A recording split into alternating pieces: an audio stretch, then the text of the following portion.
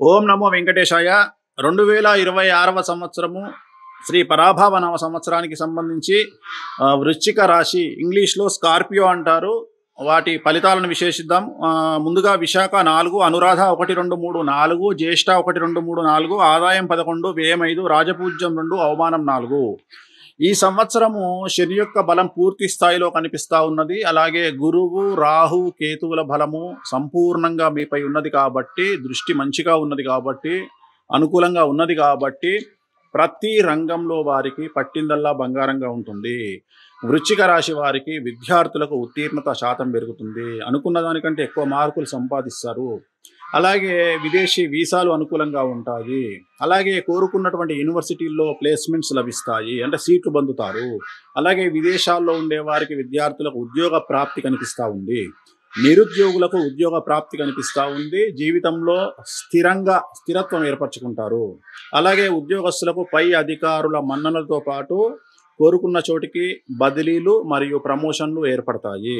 వ్యవసాయ రంగంలో ఉండేటువంటి వ్యవసాయదారులకు 2 పంటలు దిగుబడి రాబడి అధికంగా ఉంటుంది. మరీ ముఖ్యంగా పసుపు పంట పండించే వారికి విశేషించి అనుకూలంగా ఉంటుంది. అలాగే చేపలు, రొయ్యలు వ్యాపారస్తులకు చాలా అనుకూలంగా ఉంటుంది. పౌల్ట్రీ రంగంలో ఉండే వారికి విశేషించి లాభకరంగా ఉంటుంది. వ్యాపారస్తులకు ఉమ్మడి మరియు రిటైలు వ్యాపారస్తులకు అనుకూలంగా ఉంటుంది.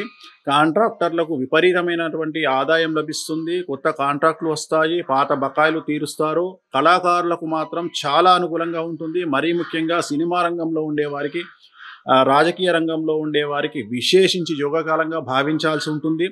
సో ఏ రంగం తీసుకున్నా వృశ్చిక రాశి వారికి ఈ సంవత్సరము రాజయోగంగా భావించాల్సి ఉంటుంది. పట్టిందల్లా బంగారంగా ఉంటుంది. మరీ ముఖ్యంగా స్త్రీలకు అనురాధ నక్షత్రము, అలాగే విశాఖ 4వ పాదం వారికి చాలా చాలా చాలా అనుకూలంగా ఉండబోతా ఉంది. కళాకారులు కానీ, క్రీడాకారులు కానీ, సో ఏ రంగం వారైనా సరే చాలా చాలా అనుకూలంగా ఉంటుంది. ఇప్పుడు నేను చెప్పినటువంటి నక్షత్రాల వారికి పూర్తి స్థాయిలో అనుకూలంగా ఉంటుంది. సో కొత్త కొత్త పనులు ప్రారంభిస్తారు. చాలా గొప్పగా కలలు కనండి, కలలను నెరవేర్చుకోండి.